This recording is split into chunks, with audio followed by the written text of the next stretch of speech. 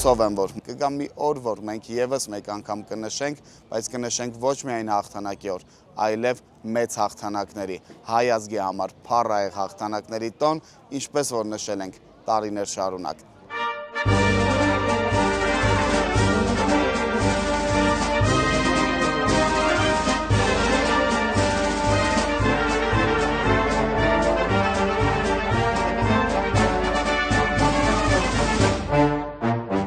Ինուսնական թվականներին մենք չէինք հավատում, որ Լաչինի միջանց կբացվի Ղարաբաղ, եւ մենք կարող ենք քայլով եւ մեքենայով գնալ,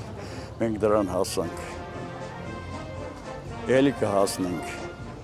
Եթե միասնականություն լինի մեր ժողովրդի մեջ,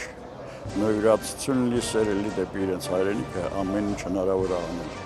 եւ երբեք չի կարելի հույսը կորցնել։